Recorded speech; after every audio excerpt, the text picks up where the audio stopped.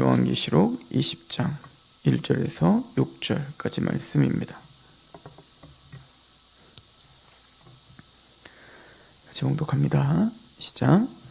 또 내가 보매 천사가 무저갱의 열쇠와 큰 쇠사슬을 그의 손에 가지고 하늘로부터 내려와서 용을 잡으니 곧 옛뱀이요 마귀요 사탄이라 잡아서 1000년 동안 결박하여 무저갱에 던져 넣어 잠그고 그 위에 임봉하여 1000년이 차도록 다시는 만국을 미혹하지 못하게 하였는데 그 후에는 반드시 잠깐 노일이라. 또 내가 보좌들을 보니 거기에 앉은 자들이 있어 심판하는 권세를 받았더라.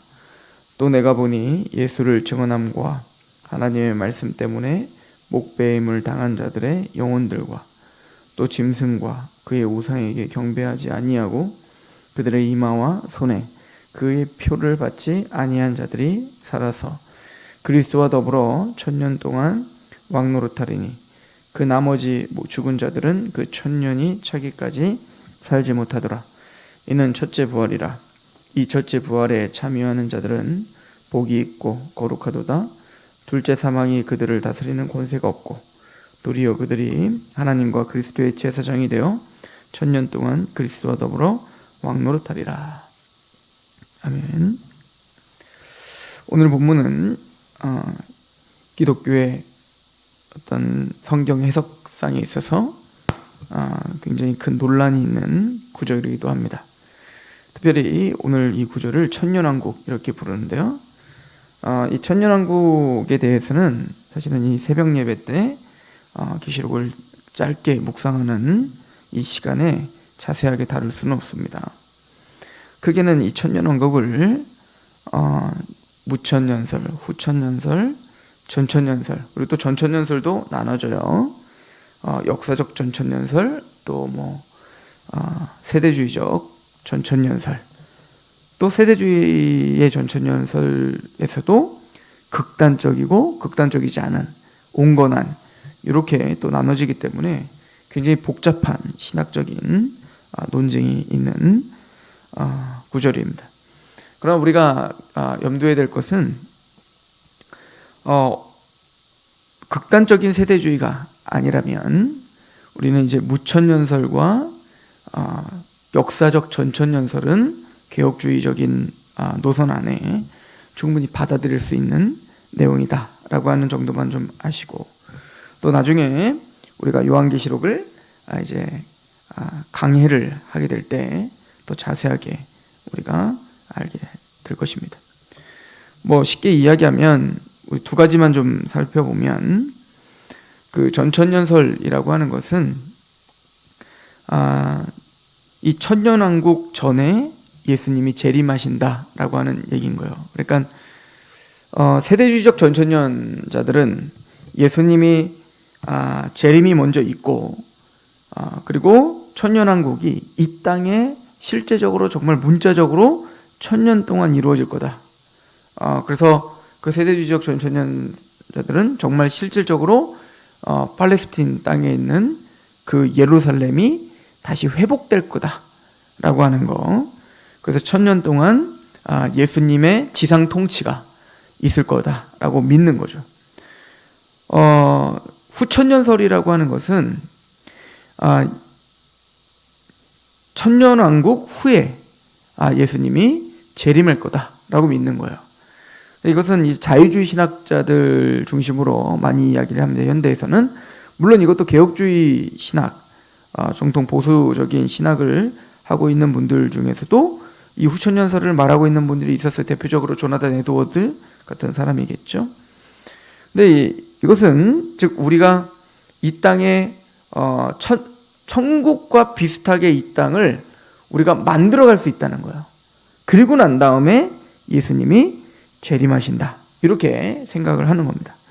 그러나 현대 우리 개혁주의에서는 받아들일 수 없는 내용들입니다.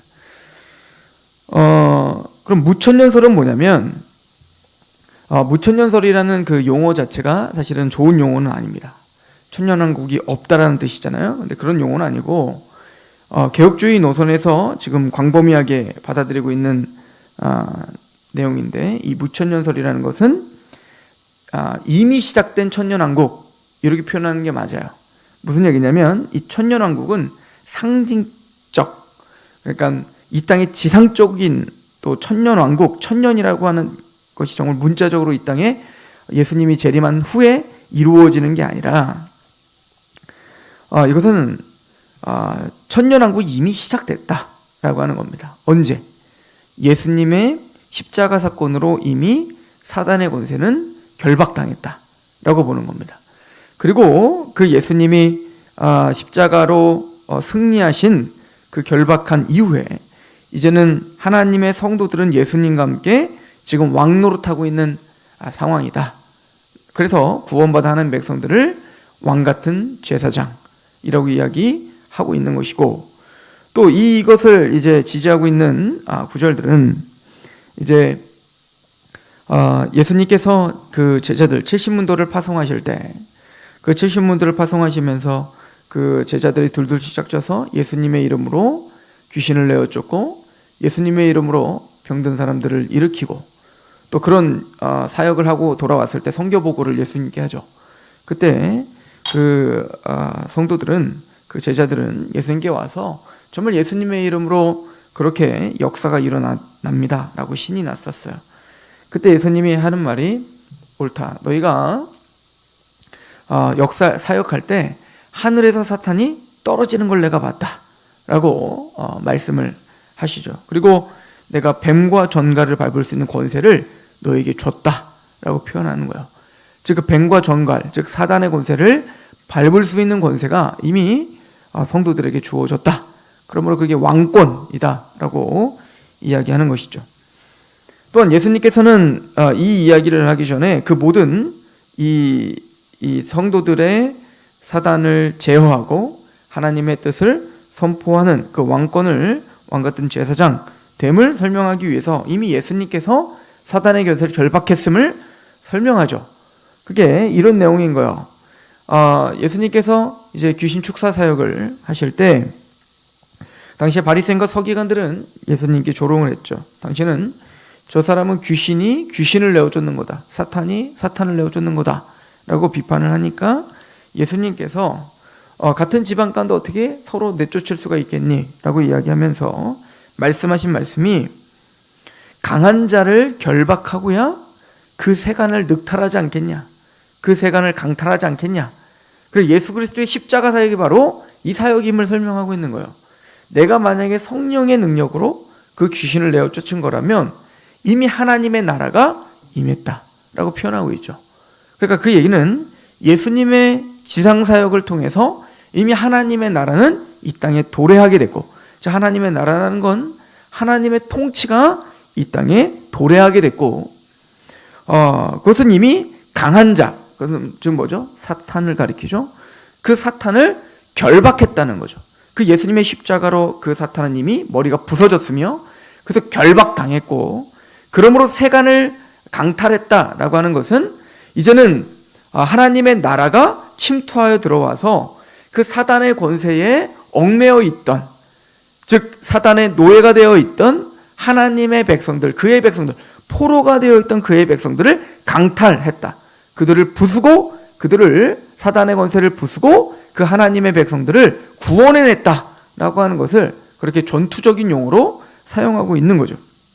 그런 어떤 구절들을 통해서 이미 예수 그리스도가 이 땅의 십자가 부활을 통해 그 사단의 권세를 결박하여 그리고 하나님의 백성들을 구원하여 이제는 하나님 백성들을 왕같은 제사장으로 세워 지상사역에서 예수 그리스도와 함께 이제는 왕노릇 하게 되더라 라고 하는 것을 보여준다 라고 말하는 게 이제 무천년설인 겁니다.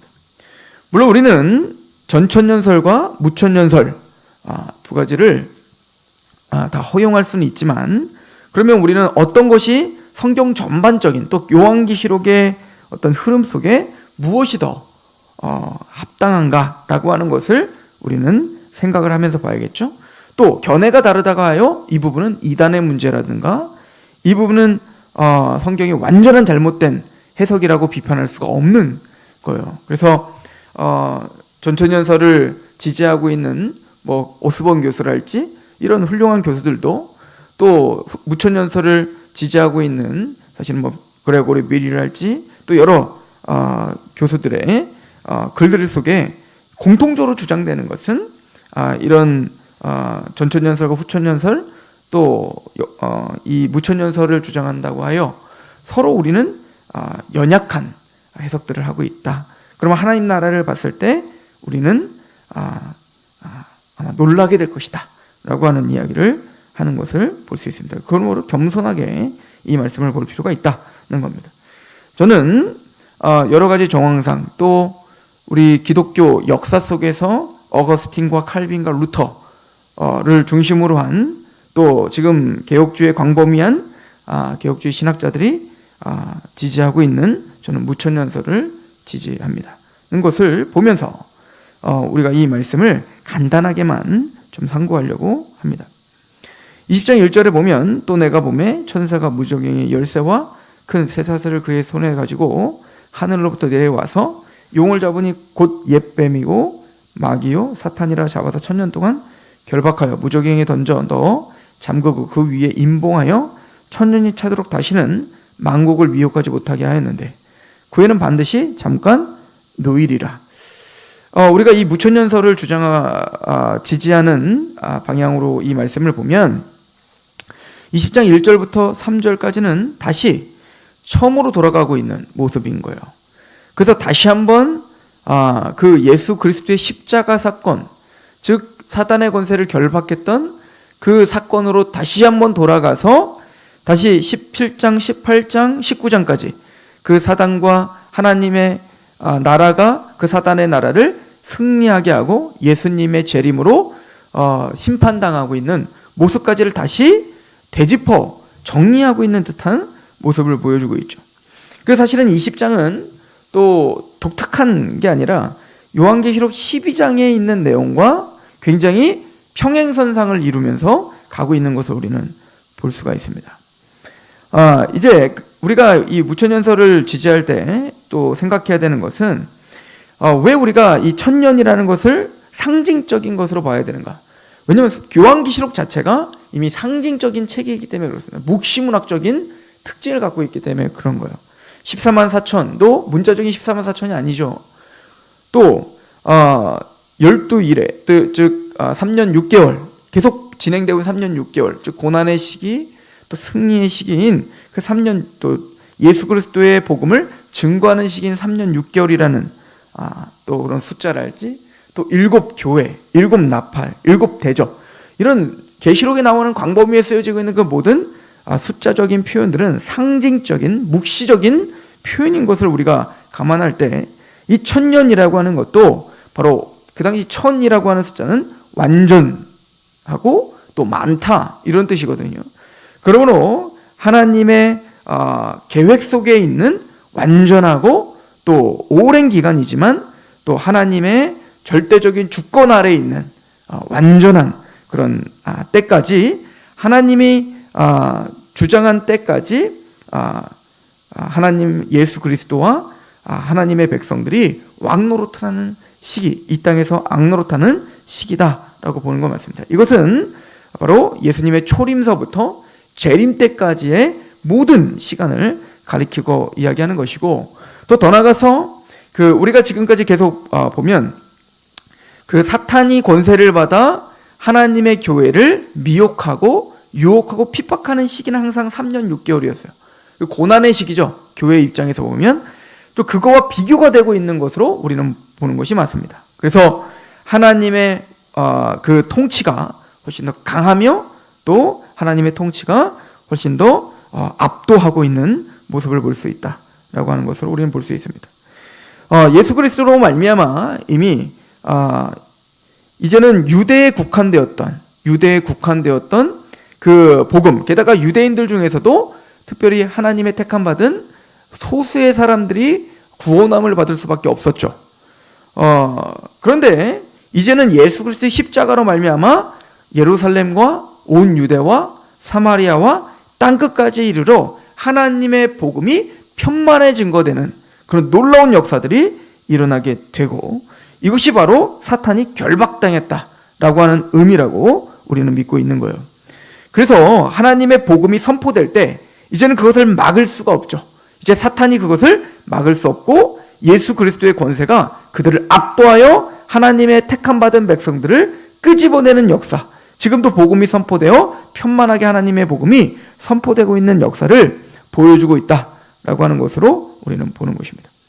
그래서 20장 1절에 보면 용을 잡으니 곧 옛뱀이요 마귀 사탄이라 잡아서 1000년 동안 결박하여 무저갱에 던져 넣어 잠그고 그 위에 임봉하여 1000년이 차도록 다시는 만국을 미혹하지 못하게 하였는데 그 후에는 반드시 잠깐 놓이리라. 이 반드시 잠깐 놓이는 것은 마지막 때에 이제 예수님이 재림하실 때에 그 사탄은 모든 권세를 규합하여 하나님을 대적하고 있는 자들을 다 미혹하여 한 곳에 모이게 하게 할 거예요. 이것을 우리는 아마겟돈 전쟁이라고 이야기하는 겁니다. 곡과 마곡의 전투라고 이야기를 하죠. 나중에 이제 그 이야기도 이제 7절부터 이제 하게 될 것입니다. 근데 마지막 그 결사대를 모아 우리가 알고 있는 아마겟돈 전투, 곡과 마곡의 전투를 벌이려고 하지만 그들은 전쟁을 일으키지만 전쟁에서 털끝 하나 예수 그리스도의 나라를 하나님의 백성을 건드릴 수가 없습니다. 나중에 우리가 또 상고하겠지만 예수 그리스도의 그 재림으로 한순간 그들은 멸망하고 파멸되는 모습을 보여주고 있어요. 그럼 이것은 그들이 규합하여 능력을 과시하면서 모이는 것은 그들이 뭔가 지혜가 있고 능력이 많아서 예수 그리스도와 하나님 나라를 위협하고 있는 게 아니라 하나님의 작정적인 어떤 주권 가운데 그들을 허용하신 거예요. 왜냐하면 하나님의 큰 뜻 가운데 그들을 한순간 다 멸절시키기 위한 여러 가지 지혜가 그 아마겟돈 전투와 곡과 마곡의 전투에서 일어나고 있는 겁니다. 그 이야기는 우리가 내일 다시 다음 시간에 하게 될 것입니다. 그래서 4절을 보면 또 내가 보좌들을 보니 거기에 앉은 자들이 있어 심판하는 권세를 받았더라. 또 내가 보니 예수를 증언함과 하나님의 말씀 때문에 목배임을 당한 자들의 영혼들과 또 짐승과 그의 우상에게 경배하지 아니하고 그들의 이마와 손에 그의 표를 받지 아니한 자들이 살아서 그리스도와 더불어 1000년 동안 왕노릇하더라. 그래서 천년왕국이라고 표현하는 겁니다. 그 나머지 죽은 자들은 그 1000년이 차기까지 살지 못하더라. 이는 첫째 부활이라. 이 첫째 부활에 참여하는 자들은 복이 있고 거룩하도다. 둘째 사망이 그들을 다스리는 권세가 없고 도리어 그들이 하나님과 그리스도의 제사장이 되어 1000년 동안 그리스도와 더불어 왕노릇 하리로다 라고 이야기를 합니다. 그래서 무천년설에서는 이 부활에 대한 이야기를 할 때 이 첫째 부활은 당연히 이 전천년설을 보기에는 육체적인 부활을 가리킨다고 가르치고 있고, 무천년설이 보기에는 이 첫째 부활과 첫째 부활을 성도들의 거듭남이라고 보고 있는 거예요. 그럼 무천년설의 시각으로 이 말씀을 좀 본다면 성경에는 첫째 부활은 써 있는데 둘째 부활은 말하고 있지 않아요. 또 여기 보면 둘째 사망은 있는데 첫째 사망은 말하고 있지 않습니다. 그러면 이것을 통해서 우리가 유추해 볼 수 있는 것은 둘째 사망은 이미 이제 계시록 20장에 나중에 보면 곧 불못, 둘째 사망 곧 불못이라고 말해 지옥을 가리켜 이야기하거든요. 완전한 멸망을 말하는데 그 둘째 사망이 지옥이면 첫째 사망은 육체적인 죽음을 가리켜서 이야기하는 거죠. 그러니까 이 첫째 사망은 이 땅에서 우리가 경험하는 죽음을 가리켜 이야기하는 겁니다. 그럼 둘째 사망은 뭐죠? 이 땅이 아니라 이제 영원한 세상에서 영원한 지옥에 던져지는 걸 이야기하는 거예요. 그러므로 그것을 유추해서 볼 때 첫째 부활은 이 땅에서 경험되는 부활을 가리켜 말합니다. 그러면 둘째 부활을 우리가 유추해서 본다면 이것은 이 땅이 아니라 예수 그리스도의 재림 이후에 우리가 경험되어질 부활을 가리켜 이야기한다라고 이야기하는 거죠. 그렇게 본다면 첫째 부활은 이 땅에서 우리가 허물과 죄로 죽어있던 너희를 살리셨도다. 분명히 우리가 다시 살아났다라고 이야기할 걸 볼 때 우리의 영혼이 살림을 받아 예수 그리스도의 복음을 보고 하나님을 발견한 그 하나님의 백성들의 그 살아남, 거듭남을 이야기하는 것이죠. 그래서 그 첫째 부활에 참여한 자들은 복이 있고 거룩하다. 그들은 첫째 사망의 해를 받지 않는 게 아니에요. 육체적인 죽임을 당하지만 둘째 사망의 해를 받지 않는다. 이렇게 말하죠. 즉 영원한 지옥에 던져지질 않는다. 영원한 파멸에 던져지지 않는다. 라고 하는 약속을 우리에게 주는 겁니다. 그러므로 우리가 오늘 이 말씀을 본다면 지금 17장, 18장의 음녀와 바벨론이 우리를 향해서 공격하고 유혹하고 미혹하고 그들이 할 수만 있으면 택하신 자들도 미혹하려고 하는 우는 사자처럼 울부짖고 있는데 우리는 이미 예수 그리스도로 말미암아 승리하였다. 이야기를 사실은 14만 4천을 이야기할 때 이미 설명한 거예요. 예수 그리스도의 어린 양의 피로 이미 승리하였고 그와 함께 있는 구속받은 빼냄을 받은 하나님의 백성들도 이긴 자다라고 하는 것을 지금 선언하고 있는 거잖아요. 그러므로 하나님의 백성, 이제 19장에 예수 그리스도가 승리자인 것을 선포했고요. 그 승리자이시며 십자가로 그들을 결박하고 또 재림으로 그들을 완전한 파멸로 몰고 가실 예수 그리스도와 함께 우리는 지금 이 땅에서 이미 왕노릇하고 있는 자들이다. 너희가 이미 그들을 제어할 수 있는, 그래서 하나님의 말씀 가운데 복음으로 승리할 수 있는 하나님의 백성들이다. 너희들이 바로 이 하나님의 나라가, 이미 하나님 나라는 이 땅에 임했고 그 예수 그리스도의 통치가 이미 우리의 마음 가운데 우리를 다스리고 있다. 그러므로 너희는 그 예수와 함께 이긴 자니 이제는 그 고통과 그 유혹과 그 여러 가지 미혹에서 승리하여 싸워 승리할 수 있는 자들이다. 너희들은 둘째 사망의 해가 영원한 지옥이 너희를 다스릴 수 없는 자들이 됐지 않는가? 내가 진실로 너에게 이르노니 내 말을 듣고 또 나 보내신 이를 믿는 자는 영생을 얻었고, 이미 영생을 산다는 거요. 하나님 나라를 산다는 겁니다. 심판에 이르지 아니하는, 사망에서 생명으로 이미 옮겨진 자들이다.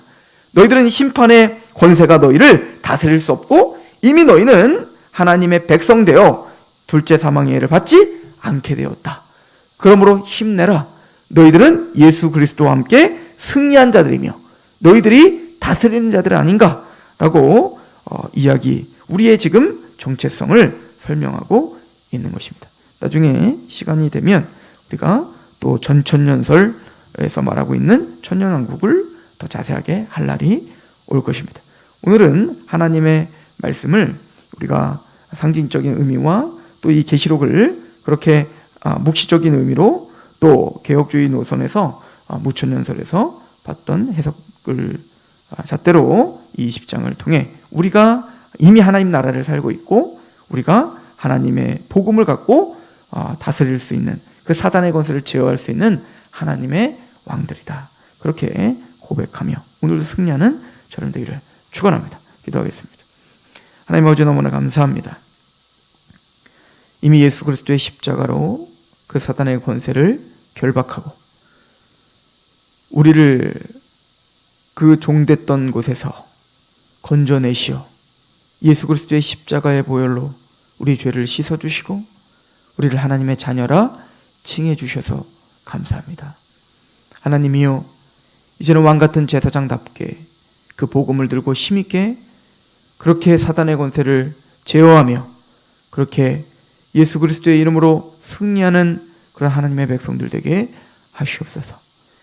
이미 주님께서 승리하게 하셨고 또 완전한 승리를 주실 것을 믿습니다. 오늘 하루도 말씀을 붙들고 하나님 그렇게 힘있게 살아가게 하옵소서. 예수 그리스도의 이름으로 감사하며 기도합니다.